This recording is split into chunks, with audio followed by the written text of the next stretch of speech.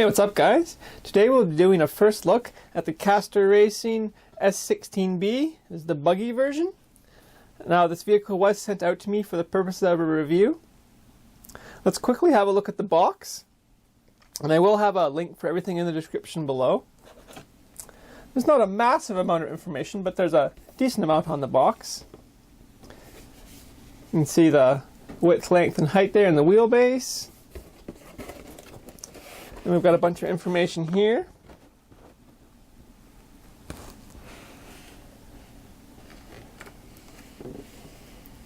So going by the box, it does have a metal pinion. It looks like the ring gear on the diff is plastic. Not sure what the internal gears are. 380 motor. With a nice little heatsink on it. Now they do make a brushless version. However, I do not believe that is available, at least not from Banggood yet. You can see the brushless version has a 3650 kV motor. It's going to definitely be a bit faster than this brushed 380 motor version. Anyways, let's get rid of this box. Have a look at everything that you get. So you get an 850 milliamp hour Li-ion battery. With the charger for it. The radio.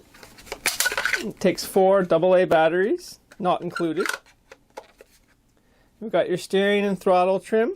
Your steering there and throttle. And then dual rates for both throttle and steering. Your on-off switch. And a binding button there.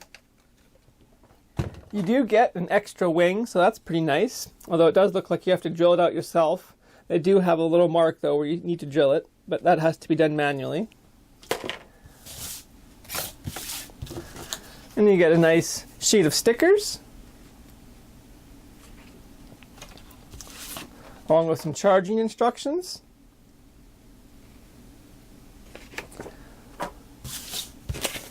And then this little manual for the speed controller, which is a Hobbywing Hobbywing WP1625. So that's a nice little speed controller you get. And then you get the general instruction sheet.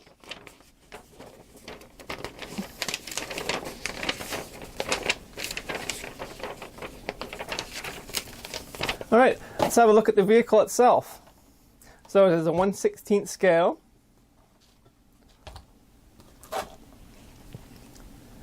Does have a metal driveline, which is nice.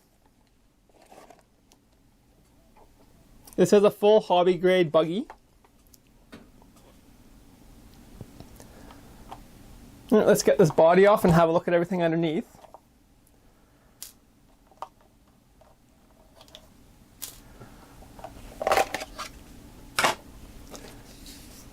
So as you can see, you have a separate receiver to the speed controller. Here's the Hobbywing WP1625. You have a 3 kilogram servo down here. And then obviously here's the motor with its little heat sink. So there was one other thing I forgot to mention, and that is in the battery tray. You can take out this foam here, and that makes the battery tray quite a bit bigger, big enough where I can get this 2000 milliamp hour battery in there. Fits in there quite well. I'll definitely have to change the connectors, but that's not a problem. Now I do not believe that this is waterproofed. I know that the speed controller is waterproofed, but I'm not sure about the receiver, or I'm sorry, the servo, and I don't think the receiver is. So I got quite a bit of snow outside, so for the first run, hopefully that won't be too big of an issue. But let's continue talking about the car. Now I did have one issue, which is an issue that Tom Lee RC Garage had too, and that is the shocks do not come filled with oil. However, they're meant to take oil, and so I put oil in them about 24 hours ago. And I'm not sure if I put too much, just like Tom Lee, or if the shocks are just going to leak. However, I assume the shocks just leak a bit. As you can see, got some oil. Not so much on this one, but quite a bit more on this one. And the rear, you can see there's some oil leaking. So the shocks don't seem to hold oil that well. I guess that's why they probably didn't come filled with oil. They definitely help it become less bouncy though. There still is a tiny bit, but overall it's fairly solid.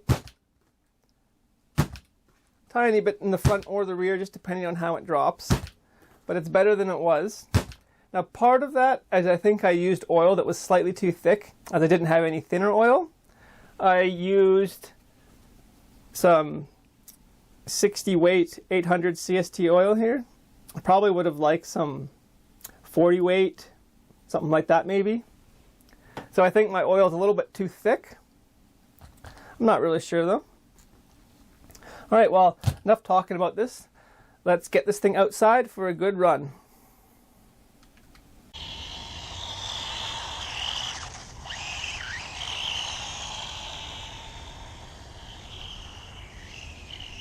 It's definitely not the fastest vehicle, that's for sure.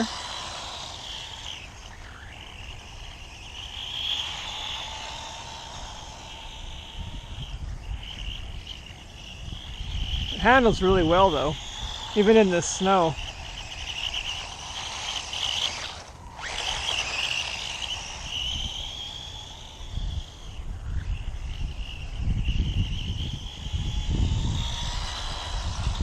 Could use a bit of a suspension adjustment, but it's handling pretty well.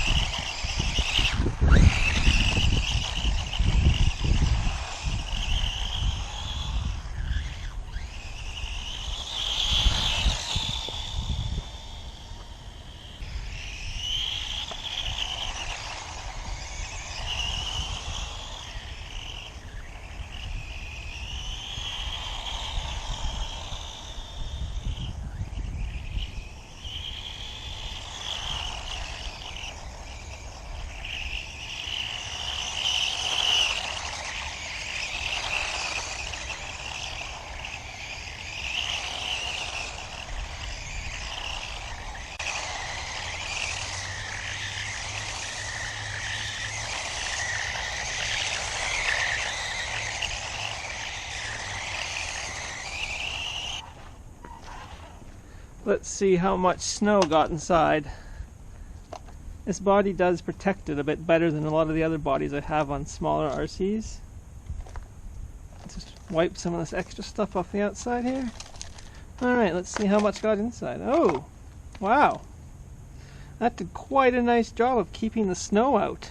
Just a little bit in the fronts here. It's a tiny bit wet down there, but I'm quite impressed at how that kept the snow out. Well, hope you guys enjoyed this video. If you have any questions, suggestions, make sure to leave them in the comments below. Thanks for watching, and I'll see you guys next time.